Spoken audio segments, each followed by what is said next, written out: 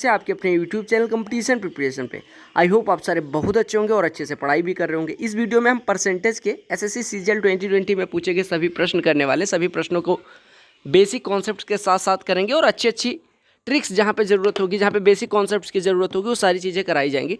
तो star batch में classes continue होंगी उसकी भी, ऐसा नहीं है ये सारी चीज़ें स्टार बैच में नहीं कराई जाएंगी, बेसिक से नहीं कराई जाएंगी। कल कोई कह भी रहा था कि कब कंटिन्यू होंगे, तो पहले जो चीज़ें 21 वालों के लिए यूज़फुल है वो तो कर लेने दो। उनका एग्जाम एक महीने भी नहीं बचा हुआ, तो उनके लिए कुछ चीज़ें तो अच्छी मिल जाने दो उनको। और आप लोग अगर 22 की तैयारी कर रहे हो तो आप पे टाइम है, आपको सारी चीज़ें मैंने कहा है प्रोवाइड करने को, तो प्रोवाइड कर दूंगा, ठीक है। तो डोंट वरी फॉर दैट। चलो हम स्टार्ट करते हैं। पीडीएफ आपको टेलीग्राम पे मिल जाएगा, टेलीग्राम चैनल की लिंक डिस्क्रिप्शन में, आप जाके ज्वाइन कर लेना। वीडियो पसंद आएगी तो लाइक कर लेना, क्योंकि लाइक परसेंटेज कम हो रहा है, अच्छा नहीं लग रहा है, ठीक है। तो लाइक कर लेना और चैनल पे नए होना सब्सक्राइब कर लेना। पहले प्रश्न पे आते हैं। और थोड़ा सा आज घर के बाहर, मतलब दूसरे वाले घर में बैठ के रिकॉर्ड करना पड़ रहा है, कॉज घर पे चल रहा है काम और हो रही है आवाज़ बहुत ज़्यादा, तो थोड़ा सा आपको मैनेज करना पड़ेगा, क्योंकि प्रॉपर टेबल डेस्क इधर लाना फिर इधर, तो थोड़ा सा मुश्किल हो रहा है मुझे भी रिकॉर्ड करना, बट आई होप कि आप लोग मैनेज कर लोगे। एक तो ये पड़ोसियों ने पता नहीं क्या ही आवाज़ करनी है, इनको सारी आवाज़ इसी टाइम करनी होती है।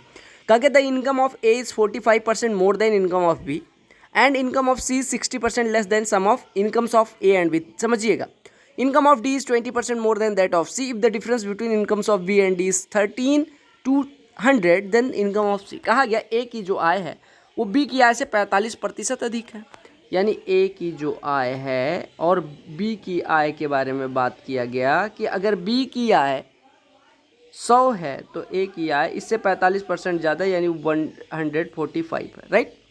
अगर सी की आय ए और बी के आय के योगफल से 60% कम है, यानी सी की आय की बात करें तो ए और बी का योगफल यानी 245 से 60% कम होने का मतलब इसका 40%। कोई चीज़ अपने आप में 100% होती है, और अगर वो खुद से 60% कम है, यानी खुद का 100 - 60% है, यानी 40%। तो 245 का 40%, 245 का 1% या 245 का 1% हो गया 24.5, 4% हो जाएगा 98, तो 40% हो जाएगा 1 मिनट हाँ सॉरी मैंने गलती कर दी। कहा गया 245 का 1% हो गया 2.45, तो 4% हो गया 9.8, तो 40% हो गया 98, यानी सी आपको दिया गया 98। अब डी के बारे में बात की गई कि डी की आय सी की आय से 20% अधिक है, यानी डी की जो आय है वो सी की आय से 20% अधिक। आपको पता है 98 का 10% 9.8, तो 20% हो जाएगा 19.6, यानी कि डी की आय जो है वो 19.6 प्लस सी की आय, ठीक है। अब आपसे क्या कहा गया? आपसे कहा गया बी और डी की आय के बीच अंतर। अब देखो सीधे सीधे आपको दिख रहा है बी की आय कितनी है 100, डी की आय कितनी है ये, तो आप बी और डी के बीच आय जो आय का अंतर है वो निकाल लो। तो आपको कि डी की आय कितनी है 19.6 प्लस सी की वैल्यू कितनी है 98, ये हो गई किसकी आय डी की आय, और बी की आय कितनी है 100, तो इसमें से 100 घटा दो, ये अंतर आ जाएगा। तो आप घटाओगे तो ये 19.6 - 2 यानी कि 17.6 हो जाएगा, और 17.6 बराबर दिया गया है आपको कितना 132.00, ये दिया गया है। बोलो क्लियर है नहीं क्लियर है? ठीक है। अब देखो, अब आपसे कहा गया कि सी की आय याद करनी है, यानी 98, 17.6 बराबर इतना, तो 98 बराबर कितना होगा ये पूछा गया। बस नॉर्मल सा प्रश्न है। अब चलो सॉल्व कर लो। तो देखो हाँ, ये काटोगे किससे, यहाँ पे हटाओ, ये 0 बढ़ा दो, ठीक है। 49 4 से काट दो इसको, तो 4 से काटने पे 4 चौको 16, 4 चौको 16, 4 से 44 काटो, 11 से काटो, 11 से काटोगे 16 मिलेगा, 11 से काटोगे ये 12 के बाद 3 0 हो जाएगा, हो जाएगा। आप क्या काम करो फिर काट दो 8 से, तो 8 दूनी 16 हो जाएगा, 8 से ये 1 5 0 0 हो जाएगा, यानी 2 बराबर इतना, तो 98 बराबर इसका 49 गुना।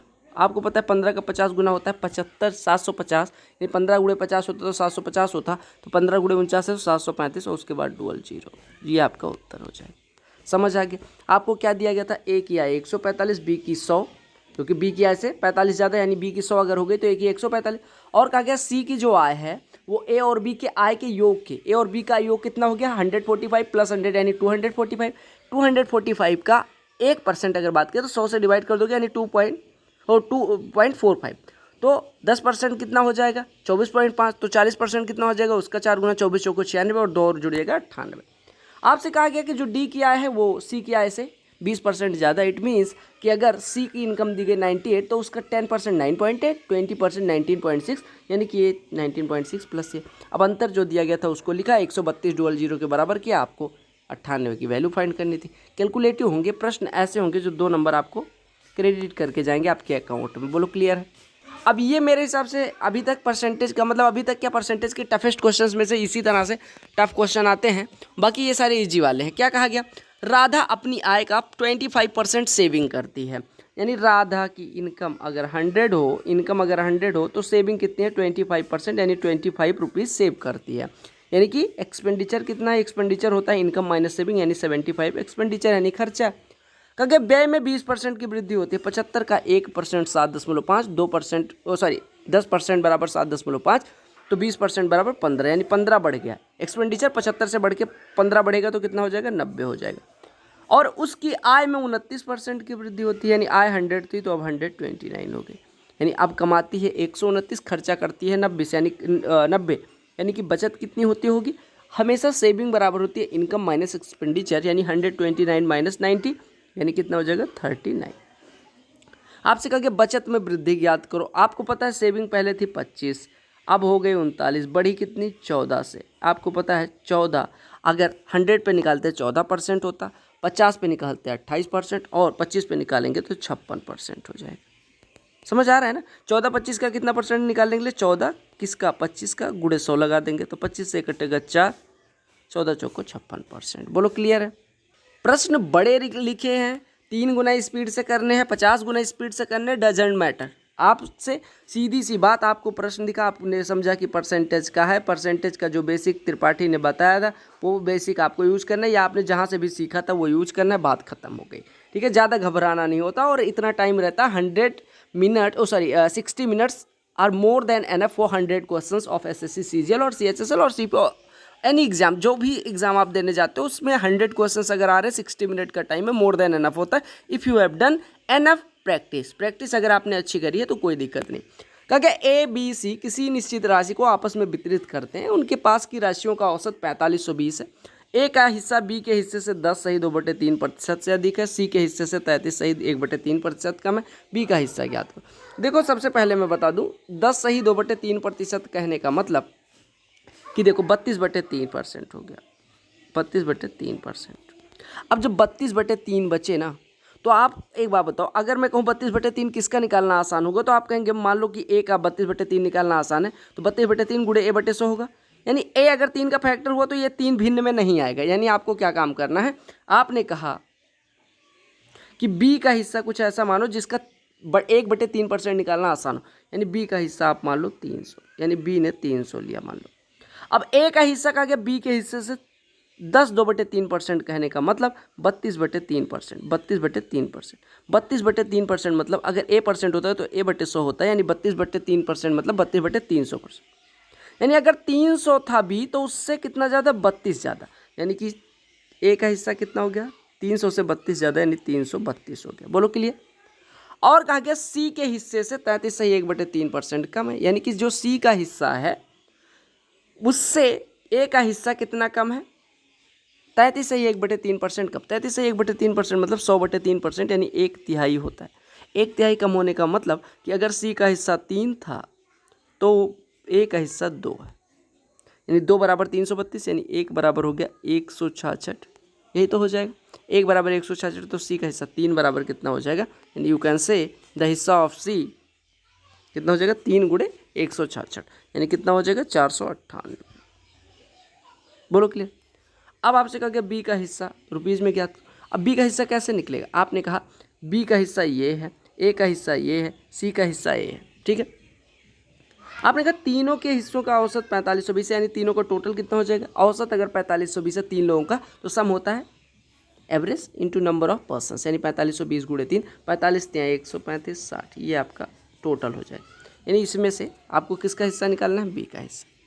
अब आप रेशियो मेथड से भी कर सकते हो, अदरवाइज आपने कहा टोटल कर लो तो 300 332 632 632 और 98, यानी ये कितना हो जाएगा 632 और 98, यानी 630 प्लस 500 1130, यानी 1130 टोटल आ रहा है। देखो 300 332 332 और 498 जोड़ोगे तो कितना हो जाएगा 830 और 300 1130, यानी 1130 जो टोटल है वो वास्तव में कितना दिया गया 13560। तो आपसे बी का हिस्सा 300 पूछा गया, यानी 1130 बराबर दिया गया 13560। ये कटा 113 एक कम 113, बचेगा कितना 226। तो 113 दूना यानी 1 बराबर 12। तो आपसे बी का हिस्सा यानी कि 300 पूछा गया, तो 1 बराबर 12 तो 300 बराबर 3600। नॉर्मल सी बात है, बोलो क्लियर। तो आपके पास एनफ टाइम होता है, इतना भी घबराने की जरूरत नहीं, बेसिक कॉन्सेप्ट अच्छा रखो। क्योंकि ए की आय बी की आय से 30% कम है, बी की आय सी की आय से 137.5% अधिक है, ठीक है। ए की आय बी की आय से 28,500 कम है, तो सी की आय ज्ञात करो। देखो एक बी के रिलेशन में यानी बी के जोड़ते हुए ए और सी की बात की गई है, ठीक है। अब क्या कहा गया, क्योंकि ए की आय बी की आय से 30% कम है, यानी कि और बी की आय सी की आय से 137.5% ज़्यादा है। देखो अगर मैं सी की आय मानूँ 200, तो इसका 100 अगर 100 होता तो 137.5%, 137.5 200 है तो ये हो जाएगा 275। यानी कि जो बी की आय है वो सी से 275 ज़्यादा, यानी बी की आय तब कितनी हो जाएगी 475 हो जाएगी। और कहा गया ए की आय बी की आय से 30% कम है, यानी कि बी की आय अगर 475 है तो उससे 30% कम, यानी उसका 70%, यानी उसका 0.7 टाइम्स। तो 0.7 टाइम्स निकालो, 7 × 5 = 35, 7 × 7 = 49, 3 × 52, 7 × 4 = 28 और 5 × 33, यानी कि ए की आय हो गई 332.5। अब आपसे कहा गया ए की आय बी की आय से इतना कम है, ए की आय बी की आय से इतना कम है। अब देखो ए की आय बी की आय से इतना कम है, देखो आपने कहा बी से ए कितना कम है, आप घटाओगे तो 0.5 आ जाएगा, यहाँ पे 4 में से 2 जाएगा 2 बचेगा, यहाँ पे 7 में से 3 जाएगा 4 बचेगा, यहाँ पे 142.5 और 142.5 दिया गया आपको 285.20। तो आपसे सी किया यानी 200 पूछी गई। 142.5 से काटोगे तो ये 200 हो जाएगा, यानी 1 बराबर 200 तो 200 बराबर 40,000। एक प्रश्न ये हो गया, मतलब एक तरीका ये हो गया। अदरवाइज आपने कहा था कि ए की आय बी की आय से 30% कम है, यानी कि बी की आय से 30% कम, और ए और बी की आय के बीच का अंतर 28,500 है। यानी हम कह सकते हैं कि बी की आय का इन दोनों के बीच का अंतर, अगर ए की आय बी की आय से 30% कम है, यानी दोनों का अंतर बी का 30%, यानी बी का 30% आपको दिया गया है 28,500, यानी बी का 1% हो जाएगा 950। बी का 1% कितना हो जाएगा 950। 30% अगर इतना है तो 1% हो जाएगा 950, यानी बी की आय हो जाएगी 950 के बाद 00। और कहा गया कि बी की आय सी की आय से 137.5% ज़्यादा है, यानी कि सी की आय अगर 100 है, सी की आय अगर 100 है तो बी की आय कितनी है 137.5% ज़्यादा, यानी 237.5%। अरे 100 से 137.5% ज़्यादा, यानी 100 से अगर ये 100 है किसकी आय बी की आय, तो उससे 137.5 ज़्यादा, यानी 237.5 किसकी आय बी की। तो आपने कहा यहाँ से सी की आय हो जाएगी इसका 100 × 237.5 गुना, तो 237.5 से कटोगे तो ये 400 हो जाएगा, 400 × 100 यानी 40,000। तो ये भी तरीका था। इतना मच्छर है भाई साहब, मॉर्टिन सूंघ सूंघ के भाग रहे हैं। कहा गया चमन लाल, अरशद और जगजीत सिंह ने कोई चुनाव लड़ा था। हमें नहीं मतलब सी ए और जे लड़े कि चरणजीत चमन लाल और फलाना ढिमका लड़े। अगर मतदान के सभी वोट वैध थे। अरशद को कुल वोटों के 35% मिले, चमन लाल को प्रत्येक 35 वोट में से 14 वोट मिले, विजेता को सबसे कम वोट पाने वाले व्यक्ति की तुलना में 4950 वोट अधिक मिले। तो मतदान हुए सभी वोटों की कुल संख्या ज्ञात करो। अब देखो कितना आसान सा प्रश्न है। कहा गया अरशद को 35% वोट मिले, अरशद 35% पाके मौज कर रहे हैं। चमन लाल 35 में से 14 पाते, 14 35 का कितना परसेंट है ये निकाल लो। तो 14/35 गुणे 100 करोगे, 7 से कटेगा 2, 7 से कटेगा 5, 5 से कटेगा 120, 20 दूना 40, यानी कि चमन लाल भाई साहब को 40% मिले। 100% कोई चीज़ होती है, दो लोगों को 30 और 45 मिला तो तीसरे को 100 - 30 + 35 + 40 यानी कि 100 - 75, यानी बी को जगजीत को कितने मिले 40 और 35, 75 इन दोनों को मिल गए, यानी 25% इनको मिले। आपसे कहा गया कि विजेता को, जीता कौन होगा जिसको सबसे ज़्यादा वोट मिले, यानी सी, क्योंकि उसको सबसे कम वोट पाने वाले की तुलना में कितने परसेंट ज़्यादा वोट मिले 40 - 25 यानी 15%, और 15% आपको दिया गया 49/50, यानी 1% कितना हो जाएगा 330, यानी 100% कितना हो जाएगा, यानी कुल वोट कितना हो जाएगा 330 के बाद 00। ये पूछा गया था। प्रश्न में कुछ नहीं होता, आपको समझदारी से प्रश्नों को करना है। And if you are showing your advisory, तो आपको कुछ भी दिक्कत नहीं होगी। कहा गया किसी संख्या में पहले 15% का इंक्रीमेंट होता है, फिर 15% की कमी होती है, तो इसका परिणाम 782 होगा। संख्या में पहले 25% की कमी हो, फिर 25% की वृद्धि हो, फिर से 20% की कमी हो, तो परिणामी संख्या। देखो 15% की वृद्धि मतलब कि अगर 100 होता तो 115 हो जाता, राइट। यानी रेशियो में अगर 5 से काट दे तो 20 होता तो 23 हो जाता। यानी हमारी कोई संख्या थी ए, उसको हमने 23/20 कर दिया, यानी 20 थी तो 23 कर। फिर 15% की कमी यानी 100 होता तो 85, 5 से काट दोगे यानी कि 20 होता तो 17 कर देते, और ये संख्या हमारी बनी 782। अब आपसे कहा गया कि संख्या को पहले 25% की कमी हो, यानी संख्या में 25% की कमी करने का मतलब 4 होती तो 3 कर दिया जाता, फिर 25% का वृद्धि यानी 4 होता तो 5 कर दिया जाता, और फिर 20% की कमी, 20% की कमी मतलब कि 5 होता तो 4 कर दिया जाता। इसकी वैल्यू पूछी गई, समझ आ गया। अब देखो इसमें सबसे पहले जो सॉल्व करना है उसमें देखो 5 5 कट गया, 4 4, यानी कि a का 3/4 आपको निकालना है, ठीक है। अब देखो 23 से काटोगे तो 23 तिया 69 हो जाएगा, 23 चौको 92, 17 से कटेगा 2 हो जाएगा, a/400 बराबर 2, यानी a बराबर 800, और 800 का 3/4 गुना पूछा गया, यानी 800 गुणे 3/4 यानी 600 उत्तर हो जाएगा। बोलो क्लियर। प्रश्न लिखा है एक पन्ने का, उत्तर आएगा एक लाइन में। प्रश्न को पढ़िएगा और देखो मैं जितनी बार कहता हूँ घबराना नहीं है, तो मैं पाकिस्तान प्राइम मिनिस्टर को फॉलो नहीं कर रहा, बस पता नहीं कि वो शब्द मुंह पे आ गया, घबराना नहीं है। कितनी समस्याएं हैं, परेशानियां पाकिस्तान में, ठीक है। और वो लोग उनका प्राइम मिनिस्टर आगे बोलता है कि घबराना नहीं है, तो यहाँ पे तो आपको तो समस्याएं भी नहीं यार, उनकी समस्याएं वो अगर अपनी ज़िंदगी जी सकते तो आप लोग तो बहुत आगे हो यार। इंडिया में हम लोग कितने लकी हैं ना। कहा गया किसी परीक्षा में विद्यालय एक्स से निश्चित संख्या में छात्र उपस्थित हुए और 20% छात्र अनुत्तीर्ण हो गए। कुछ आए होंगे, उसमें से 20% हो गए फेल। उसी परीक्षा में विद्यालय एक्स की तुलना में विद्यालय वाई से 130% अधिक छात्र उपस्थित हुए। यदि दोनों विद्यालय से उपस्थित हुए कुल छात्रों में से 90% छात्र उत्तीर्ण हुए तो विद्यालय वाई के अनुत्तीर्ण छात्रों का प्रतिशत ज्ञात करो। देखो एक्स की बात की गई, मान लो एक्स से 100 स्टूडेंट आए तो फेल कितने हुए? 20%, यानी कि 20 फेल हो गए, ठीक है। आपसे कहा गया वाई जो है, वाई से 130% ज़्यादा, 100 से 130%, 100 का 1% एक होता है, 130% 130, यानी 100 से 130 ज़्यादा, यानी 230 स्टूडेंट आए वाई से। और कहा गया कि उपस्थित कुल छात्रों में यानी एक्स और वाई मिला के कितने हुए? 330, उसका 90% उत्तीर्ण हो गए।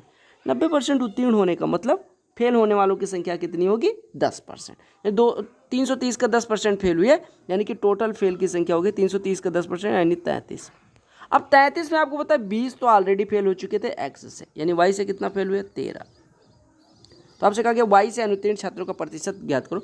230 में से 13 फेल हुए तो आप निकाल लो कितना प्रतिशत, तो 13/2.3 कर दो, या 130/23, तो 23 पंचे 115, पॉइंट लगा 150 हुआ, 23 छक्के 138 हो गया, तो यही आपका परसेंटेज हो। समझ आ गया। राजन की बात आई तो राजन मेरा एक दोस्त था जो इतना मतलब हार्ड वर्किंग था, बता दे रहा हूँ आपको। हम दोनों ने साथ में बीएससी करी, बीएससी में ही दोस्ती हुई, और हम दोनों मतलब सेम एज ग्रुप के ऑलमोस्ट थे, सेम सा कद, सेम सा फिजिक, है ना। हम दोनों मतलब एक जैसे थे, दोनों भाई बहुत क्लोज भी हुए, बहुत मेहनत करी हमने साथ साथ। जब मैं गिरा उसने उठाया, वो गिरा तो मैंने, मतलब मेरी तरफ से बहुत कम योगदान रहा उसकी सक्सेस में, लेकिन मेरी जो भी मैंने कुछ भी गेन किया तो उसमें समझ लो कि 99% उसका ही योगदान रहा होगा। बहुत अच्छा लड़का, मतलब समझ रहे हो, है ना। आपका जो ऐसा फ्रेंड होता है जो आपका हमेशा भला चाहता है, वो वाला फ्रेंड। उस भाई ने, मतलब उसकी इंग्लिश पुअर थी, मतलब राजन सॉरी मैं आपका रिवील कर रहा हूँ, इंग्लिश पुअर थी। और बैंक में आपको पता है इंग्लिश अगर पुअर हो तो फिर सिलेक्शन बहुत मुश्किल होता है। बेचारा कई बार प्री पास हुआ, mains, pre mains, final selection नहीं हो रहा था। लास्ट टाइम जब उसका, मैं भी उब गया था बेचारे का सिलेक्शन, जब भी फ़ोन करता है ऐसा हो जाता था कि मतलब सिलेक्शन नहीं हो रहा है, सिलेक्शन नहीं हो रहा है। एक बार ऐसा हुआ कि मतलब उसने फ़ोन किया, मैंने कहा भाई देख ये तेरा लास्ट अटेम्प्ट है, तूने क्या काम करना, तुझे ये छोड़ दे कि तेरा सिलेक्शन होगा या नहीं, क्या परेशानियाँ क्या नहीं, किन परेशानियों में तू दे रहा है, तो ये काम कर, अभी तुझे करना है कि मतलब तुझे ये लास्ट अटेम्प्ट है, ऐसे मौज मौज में जा, अच्छे से पढ़ ले, उसके बाद टेंशन लेना छोड़ दे, 1-2 दिन रिलैक्स कर, फिर जाके एग्ज़ाम दे दे। और ये मैं नहीं कह रहा कि मेरे कहने से, बट मतलब उस बंदे ने, और ये भी मैंने बोला था कि राजन देख अभी सिलेक्शन नहीं हो रहा है ना तो बड़ा बुरा लग रहा है, लेकिन एक दिन क्लर्क भी होगा, पीओ भी होगा, आरआरबी भी होगा, सारे एग्ज़ाम धड़ करके होंगे। मतलब यार जब आदमी को सक्सेस नहीं मिल रही होती ना तो उसको लगता है कि यार नहीं, ऐसा कैसे पॉसिबल है। बंदे का आरआरबी शायद क्लर्क हुआ पहले, तो उसकी ज्वाइनिंग आ गई, तो वो ज्वाइन करने जा रहा था, तब तक एसबीआई क्लर्क का आ गया। SBI क्लर्क होते होते मतलब जब तक वो ज्वाइन करने जा रहा था उसके कुछ दिन पहले ही SBI क्लर्क आ गया। SBI क्लर्क का डॉक्यूमेंट वेरिफिकेशन शायद उसने कराया था, तब तक RRBPO आ गया। मतलब बंदा धड़ धड़ धड़, मतलब 1-2 हफ्ते में, मैंने फेसबुक पे शेयर भी करा था कि राजन भाई इस हफ्ते 2 बार फ़ोन करते हैं, 2 बार में 3 नौकरियां उनको मिली होती। तो ये वाली उसने भाई इंग्लिश देखो, RRB निकालना बहुत आसान हो गया था, उसको ये पता चल गया इंग्लिश मेरा वीक पॉइंट है। उसने कहा जिसमें इंग्लिश नहीं आता उसको फोड़ देते हैं। मैंने वही उससे कहा था कि भैया इंग्लिश चलो ठीक है, आपकी इंग्लिश पुअर है, आई नो, बट और इंग्लिश आप पढ़ भी रहे हो, टाइम किल कर रहा है, आपका इंग्लिश नहीं इंप्रूव। तो यार बहुत सारे एग्जाम्स ऐसे जिसमें इंग्लिश नहीं आता, वो फोड़, उसने फोड़ दिया। फिर उसने इंग्लिश वाले भी एग्जाम्स फोड़े। तो कहने का मतलब एक बार कॉन्फिडेंस जब लो हो जाता है ना, तो फिर जो आपको चीज़ें ऐसा बहुत ज़्यादा प्रॉब्लमेटिक होती भी नहीं है, वो भी प्रॉब्लम क्रिएट करती। तो आपको कोशिश करते रहना, और ये जो लोग गिव अप कर देते हैं उनका फिर उनको सक्सेस नहीं मिलती। बाकी आप कोशिश करिए, 100% अपना दीजिए, 120 दीजिए, सिलेक्शन जरूर होगा। राजन अपने वेतन का 10% किराए पर खर्च करता है। तो थैंक यू राजन। और वो ऐसा लड़का है जो, मैं शायद UPSC भी क्रैक करूंगा अपनी, तो उसी को मोटिवेशन मान के, वो ऐसा लड़का है। अगर राजन अपने वेतन का 10% किराए पे खर्च कर सकता है, वो अपने वेतन के शेष भाग का 20% परिवहन पे खर्च करता है, वो अपने शेष भाग का 40% भोजन पे खर्च करता है, उसके अलावा वो शेष राशि का 80% विभिन्न बिलों पे खर्च करता है। वो बैंक में 5,000 रुपये जमा करता है, 1480 अपने स्वयं के छोटे मोटे खर्च के लिए रखता है मासिक वेतन के हाथ। नॉर्मल सा देखो, 10% उसने किया खर्च किराए पे, ठीक है। बचा कितना? 90%। कहा कि वो अपने वेतन के शेष भाग के 20% परिवहन पे खर्च करता है, यानी 90 का 20% यानी 18% उसने और खर्च कर दिया परिवहन पे, ठीक है। यानी बचा कितना? 90 माइनस 18 यानी 72%। क्योंकि उसके बाद शेष वेतन का 40% भोजन पे खर्च करता है, 40% भोजन पे, यानी 72 का 60% अब उसके पास बचा। 72 का 60% कितना हो जाएगा? 43.2, यानी उसके पास 43.2% बचा हुआ है। क्योंकि वो शेष राशि का 80% विभिन्न बिलों पे खर्च करता है, यानी he spend 80% of the balance on various bills. It means कि उसके पास सेविंग 20% है, यानी इसका 20% कितना हो जाएगा? ये हो जाएगा 8.64। देखो 20%, सॉरी कहाँ पे है, हाँ 80% अगर उसने खर्च कर दिया तो 20% बचा, यानी 8.64% उसका बचा उसकी इनकम। और 8.64% जो बचा उसी में से कहा गया कि 5,000 और ये 1480, 5,000 जमा करता है, 1480 और खर्चे करता है, यानी 6480 रुपये बचे, यानी 8.64% बराबर 6480। तो आपसे 100% पूछा गया, सॉल्व कर लो खड़ाखड़, तो आपका उत्तर आ जाएगा। 4 से पहले 8 से काटो, 8 से ये कट जाएगा, 8 से ये 1.08 हो जाएगा। 8 से काटोगे तो ये कितना हो जाएगा? 8 8 ये 810 हो जाएगा, ठीक है। अब काटने पीटने पे लायक कुछ बचा है? 4 से 7, ये कैसे 12, 9 से काट दो तो ये बचेगा 12 9 या 108, यानी कि 0.12 हो जाएगा। 9 से काटोगे 90 हो जाएगा, यानी कि ये कटा, ये 2 जीरो बढ़ा, यानी 12 से कटेगा, 12 7 84, 1% बराबर 750, यानी 100% कितना हो जाएगा? 750 के बाद 2 जीरो। समझ आ गया? तो आपको ऐसे कैलकुलेट करना है कि कितना बच रहा है, उसी पे ऑपरेट करना है। बोलो क्लियर? कहा गया किसी खेल कूद के सामान वाली दुकान पे लाल हरे और सफ़ेद 3 रंगों के टेनिस बॉल मौजूद हैं, यानी ये sports goods shop has tennis balls of 3 colors red, green and white. The number of white balls is 60% more than that of red balls and the number of green balls is given 12.5% less than number of white balls. आपको calculate क्या करना है? How many green balls are there. अब how will you calculate this problem? आपको दिया क्या गया है, ठीक है, आपको दिया गया है कि लाल हरे और सफ़ेद 3 रंगों के टेनिस बॉल में रिलेशन, यानी number of red balls, number of green balls, number of white balls के बीच का रिलेशन। देखो मैं यहाँ पे लिख रहा हूँ रेड, यहाँ पे लिख रहा हूँ ग्रीन और यहाँ पे लिख रहा हूँ वाइट। अच्छा एक चीज़ और बताऊँ, काली चाय जब दूध खत्म हो जाए घर पे पीने का मज़ा अलग है, लेकिन बस एक ही चीज़ गड़बड़ कर देती है, जुबान फंसने लग जाती है काली चाय पीने, उसी वजह से इधर उधर आज हो रहा है। लाल हरे और सफ़ेद रंग की, देखो कहा गया सफ़ेद गेंदों की संख्या लाल गेंदों की संख्या से 60% अधिक, यानी वाइट जो है वो रेड वाली से 60% अधिक है, यानी रेड अगर 50 है तो इसका 60% 30, यानी 30 ज़्यादा, यानी 80 हो गई वाइट। हरे गेंदों की संख्या सफ़ेद गेंदों से 12.5% कम है। 12.5% होता है 1/8 हिस्सा, यानी कि ग्रीन वाला 1/8 हिस्सा कम है, यानी कि 1/8 हिस्सा 10 हो जाएगा, यानी कि ग्रीन 70 है। आपसे कहा गया गेंदों की कुल संख्या 120 है, जोड़ लो 50 70 120 और 80 200, 200 बराबर आपको दिया गया 120। तो हरी गेंदों की संख्या यानी कि 70 बराबर पूछा गया, यानी 20 बराबर कितना हो गया 12, यानी 10 बराबर कितना हो गया 6, तो 70 बराबर कितना हो गया 10 बराबर 6, तो 70 बराबर 42। नॉर्मल सा प्रश्न। अगला प्रश्न देख लो, आधे प्रश्न पे पहुंच चुके हैं। और कहा क्या गया, in an examination 45% of all the students who appeared are boys and rest are girls. If 60% of boys and 70% of girls are passed, then what is the percentage of students who failed. देखो 45% कौन है, boys, girls कितनी है 55% होंगी, 100 - 45। कहा गया 60% of boys पास हो गए, 60% पास हो गए तो फेल कितने हुए, 40%, 45 का 1% 4.5, 4% सॉरी 10% 4.5 तो 40% 18। 55 का मतलब लड़कियों में से 70% उत्तीर्ण हुई, यानी फेल कितनी हुई होंगी, उत्तीर्ण कितनी हुई, सॉरी फेल कितनी हुई होंगी, उत्तीर्ण होने का मतलब पास हो गई 70%, 30% फेल, 55 का 30%, 55 का 10% 5.5, 30% 16.5। ये फेल हुए बॉयज़, ये फेल हुए गर्ल्स, यानी टोटल परसेंट 18 + 16.5 यानी 34.5। नॉर्मल सा प्रश्न। ए की आय बी की आय से 20%, सी की आय ए और बी की आय का वही वाला प्रश्न है। हालांकि मैं करवाया दे रहा हूँ, इसमें आपको दिक्कत नहीं होनी चाहिए। देखो ए बी सी की बात की गई है। सबसे पहले आप किस पे ऑपरेट करोगे, देखो बी की आय से 20% कम, यानी बी की आय अगर 100 होती तो इससे 20% कम है ए की आय, यानी ए की आय 80 हो गई। सी की आय ए और बी की आय के योगफल का 70%, 100 और 80, ए और बी का आयु का योग 180, उसका 70%, 18 सत्ते कितना होता है 126, यानी सी हो गया 126। कहा गया डी की आय सी की आय से 25% अधिक है, यानी डी की आय 25% मतलब 1/4, 1/4 कितना हो जाएगा 31.5 ज़्यादा है, यानी कि 126 + 31.5 है डी की आय। ठीक है, आपसे कहा गया बी और डी के आय का बीच का अंतर। देखो बी और डी के आय के बीच का अंतर कितना हो जाएगा 126.5 + 31.5, ये डी की आय हो गई, इसमें से 100 घटाना है, यानी 31 और 26 ये कितना हो जाएगा 57.5, और ये बराबर दिया गया है 23 के बाद 3 0। तो आपसे ए की आय यानी 80 पूछेगी। देखो 57.5 चौको 230 हो गए, और ये 400 हो जाएगा, यानी 1% बराबर 400, 1 बराबर 400 तो 80 बराबर 400 × 80, 8 चौको 32 के बाद 3 0। एक बात और बताऊँ, मेरे गांव के साइड में ना बहुत ज़्यादा मतलब थोड़ा बैकवर्डनेस है। बैकवर्डनेस मैं ये नहीं कह रहा मैं बहुत अपलिफ्टमेंट हो गया मेरा, लेकिन थोड़ा सा तो ये लोग ना पढ़ाई वढ़ाई को उतना भाव नहीं देते, बहुत कम लोग भाव देते हैं यहाँ पे।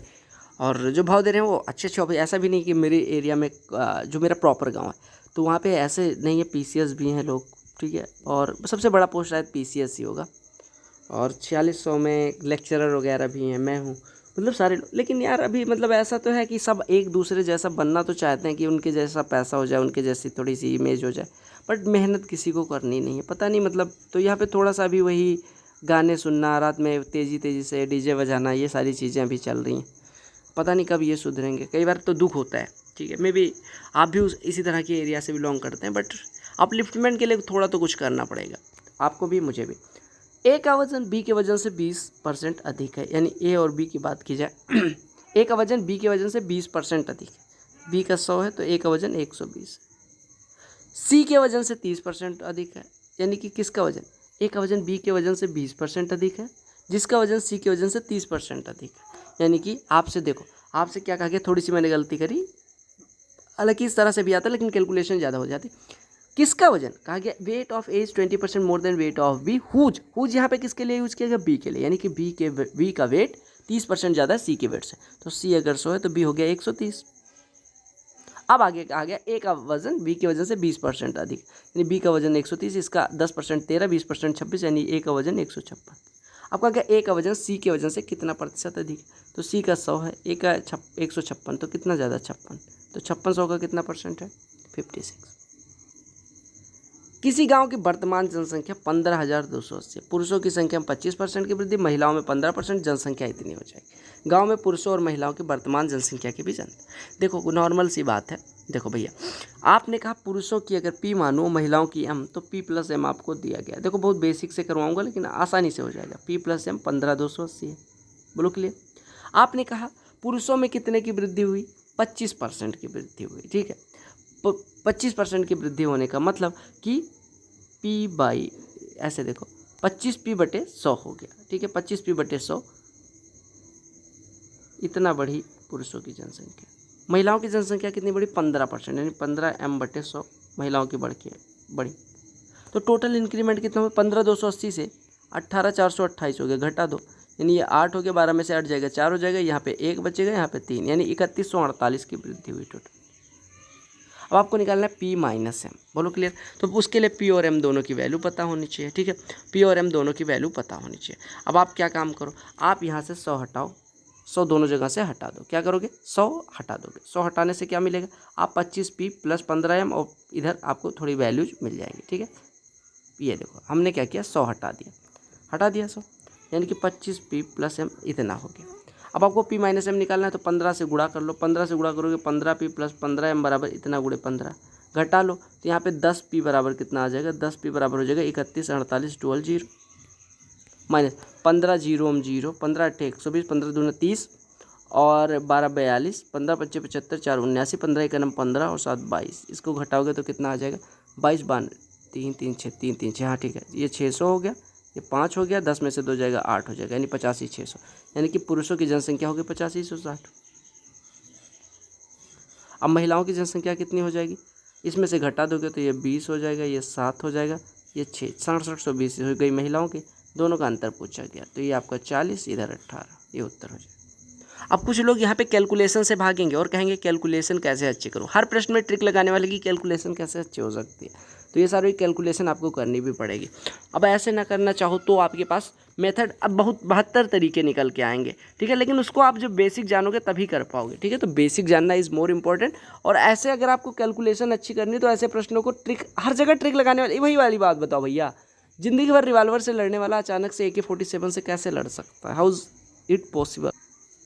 1 ग्राम के सोने के सिक्के के मूल्य में सोमवार को इसके प्रारंभिक मूल्य से 10% की कमी हुई, 20% की फिर वृद्धि, फिर 8% की वृद्धि, फिर 5% की वृद्धि, अंतिम मूल्य इतना था सोमवार को प्रारंभिक मूल्य, यानी जितना भी मूल्य रहा होगा, मान लो X% मूल्य था, X रुपये मूल्य था, तो 10% की कमी मतलब 9/10 हो गया होगा, फिर 20% की वृद्धि यानी कि 5 रहा होगा तो 6 हो गया होगा, फिर 8% की वृद्धि मतलब कितनी होगी, 8% की वृद्धि मतलब 100 से 108, यानी 25 से 27, 4 से काट दो, फिर 5% की वृद्धि मतलब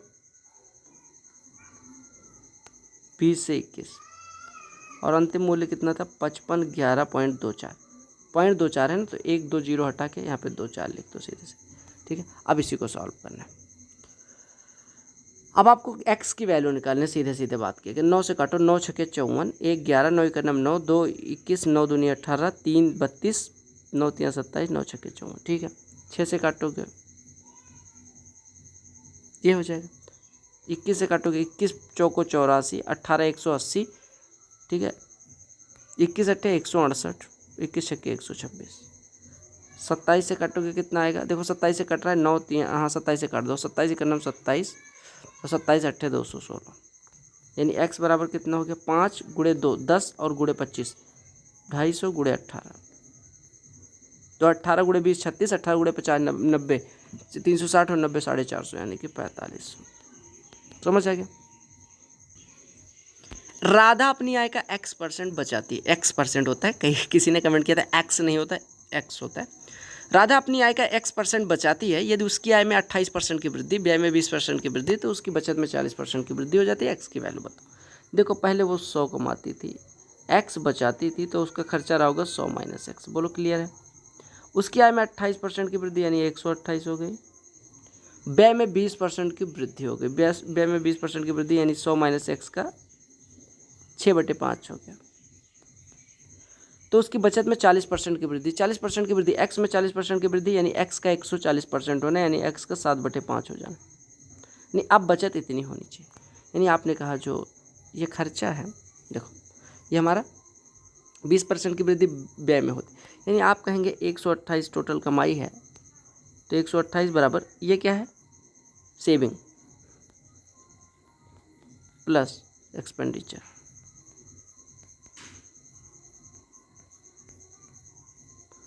बस नॉर्मल सी बात है। 5 से गुणा कर दो, 12 ये 640 हो गया बराबर 7x प्लस 600 माइनस 6x, यानी x प्लस 600, यानी x बराबर कितना हो गया 40। आपको गाना सुनाई पड़ रहा होगा पीछे, ठीक है। कहा गया 3 व्यक्ति A, B और C अपने मासिक वेतन का क्रमशः 10%, 7% और 9% भाग एक धर्मार्थ ट्रस्ट को दान करते। इतने मच्छर हैं, 3 व्यक्ति ए, बी और सी अपने मासिक वेतन का 10%, 7% और 9% एक धर्मार्थ ट्रस्ट को दान करते हैं। ए, बी, सी की बात की गई, ये 10% भाई साहब, ये 7%, ये 9% अपने अपने वेतन का, ठीक है, दूसरे के वेतन का नहीं। ए और बी का मासिक वेतन बराबर है, यानी ए और बी का जो मासिक वेतन है, यानी कि ए का 10%, बी का 7%, वो उससे मतलब नहीं, ए का और बी का वेतन ही बराबर। और ए और बी के दान के बीच अंतर, देखो ए का 10%, बी का 7%। मान लो ए का वेतन ए है, बी का वेतन ए है, दोनों चूंकि बराबर दिए गए, तो ए का 10% ए ने दान किया, ए का 7% बी ने दान किया, दोनों का अंतर ए का 3% हो गया। ए का 3% बराबर 900, यानी ए का 1% 300, यानी ए का भी वेतन 1% 300, तो पूरा वेतन 30,000। तो ए का भी वेतन 30,000 और बी का भी वेतन 30,000। अब कहा गया कि सी की तुलना में ए और बी के द्वारा किया गया दान 600 अधिक है। एक बार बताओ, ए और बी मिला के कितना दान करते हैं? 10 7 17%, किसका? 30,000 का, यानी इन्होंने 5100 दान किया ए और बी ने मिलके। और ए और बी का जो दान है वो सी से 600 अधिक है, यानी सी ने कितना दान किया होगा? 5100 से 600 कम, यानी 4500। और ए ने अपनी वेतन का 9% दान किया, 9% जो दान किया वो 4500 के बराबर है, यानी 1% 500 के बराबर है, यानी 100% कितना हो जाएगा? 50,000 के बराबर। तो ये आपका उत्तर हो जाएगा। कहा क्या गया? लक्की अपनी आय का 85% खर्च करती है, यानी Lucky spends 85% of her income. If her expenditure increases by X%, saving increases by 60%, income increases by 26%, X की वैल्यू, वही वाला प्रश्न है। ये आपको होमवर्क करना है, ये आपका होमवर्क है, कर लीजिएगा, ठीक है। कमेंट सेक्शन में जिसने आंसर नहीं बता यहीं से मारूंगा मैं। कहा कि एक स्कूल है, यानी the total number of students in a school is 1400, out of which 35% of students are girls, rest are boys. If 80% of boys and 90% of the girls passed in an annual examination, then the percentage of the student who failed is 35% girls हैं, right, 35% are girls and 65% होंगे boys, right. आपने कहा कि 80% लड़के उत्तीर्ण हो जाते हैं, यानी बॉयज का 80% पास हो गया, यानी 20%, यानी 13% फेल हुआ। गर्ल्स का 90% पास हो गया, यानी कि 10% फेल, यानी 3.5% ये फेल। तो अनुत्तीर्ण होने वालों को टोटल परसेंटेज पूछा गया था, तो आपने कहा 13% इधर और 3.5% इधर, यानी 16.5% फेल हो गए total. Coming to the next question, what is given in next question is, Avinash has 20% less coin of different countries for than Gaurav. अब हमें नहीं मतलब क्या कम है क्या नहीं, मतलब है क्वाइन हो या कुछ भी पैसे हो। देखो, गौरव की तुलना में 20% कम सिक्के, यानी गौरव की बात की गई और अविनाश की बात की गई, यानी गौरव पे 100 है तो इस पे 80 है, ठीक है। सो इस वजह से मानता हूँ क्योंकि उस पर ऑपरेट करना आसान होता है। अगर गौरव के पास चेतन की तुलना में 40% अधिक सिक्के हैं, तो ये चीज़ हटाओ पहले। आपने कहा चेतन की तुलना में ना भैया, चेतन और अविनाश 4 जने हैं, ये अविनाश है, ठीक है, अविनाश है, ओके, ये अविनाश, ओके, 3 जने हैं, ठीक है। आप सबसे पहले आओ, कहा गया कि गौरव के पास चेतन की तुलना में 40% अधिक सिक्के हैं, यानी चेतन के पास 100 थे तो इसके पास 140 हो गए, ठीक है। और कहा गया अविनाश के पास गौरव की तुलना में 20% कम सिक्के हैं, 140 का 10% 14, 20% 28, यानी इससे 28 कम, यानी 112 हो गया अविनाश के पास। अब आपसे कहा गया अविनाश के पास सिक्कों की संख्या के से कितना परसेंट कम है चेतन। देखो चेतन के पास कितने कम है? 12। किससे? 112 से परसेंटेज निकालना, तो आपने कहा 12, 112 का कितना परसेंट है? तो 12/112 गुणे 100 कर लेंगे, बात खत्म। 4 से काटोगे 28 आ जाएगा, 4 से काटोगे 3 हो जाएगा, 4 से काटोगे 7 हो जाएगा, 4 से काटोगे 25 हो जाएगा, 25 दिया 75/7, 75 में 7 से डिवाइड करोगे 10.7%। कहा क्या गया है, ये आपका लास्ट क्वेश्चन है, कहा कि by mistake the reciprocal of A positive fraction got typed in place of itself, यानी कि अगर नंबर ए थी तो इसकी जगह पे 1/a लिखा गया। कहा गया इससे इसके मान में 175.4% की कमी। 175.4% अगर भिन्न से फ्रैक्शन में जाए तो 175/4 से हो जाएगा, 25 से काटेंगे 16, 25 से काटेंगे 7, इतने की कमी हो गई, 7/16 की कमी, यानी कि ये बचा कितना? इसका 9/16 बचा, क्योंकि ए था, ए का 7/16 हिस्सा कम हो गया, यानी a माइनस 7a/16, यानी 9/16 बचा, और ये पलट गई, यानी यहाँ से हमारा a² बराबर 16/9 हो जाएगा, और हमने भिन्न मानी है a, तो a बराबर कितना हो जाएगा? 4/3, बात खत्म, 4/3, ये आपका आंसर हो गया। तो भैया ये थे क्वेश्चंस जो परसेंटेज से पूछे गए। अगला टॉपिक क्या होना चाहिए वो आप कमेंट सेक्शन में बताना, अगर नहीं बताओगे तो मैं अपने हिसाब से करूँगा, बताओगे तो कोशिश करूँगा कि आपका जो मनोकामना है वो पूरी कर दी जाए। प्रॉफिट एंड लॉस बचा है, रेशियो एंड प्रोपोर्शन बचा है, 2-3 टॉपिक बचे हैं टोटल, तो आप बताना है कि कौन सा टॉपिक करवाना है अगला। परसेंटेज भी खत्म हो गया, द एंड हो गया, और आप लोग topic wise shift wise playlist CGL, CHSL, CGL mains, सारे चेक करते रहें। स्टार बैच के लिए प्लेलिस्ट भी बना दी है, उसमें complete mensuration, complete trigo, complete geometry वगैरह करवा रखा है, आप चेक कर लेना। बाकी चीज़ें भी कंप्लीट कर दीजिएगा, डोंट वरी फॉर दैट। इसी के साथ bye bye, take care, all the best for your all upcoming exams. वंदे मातरम।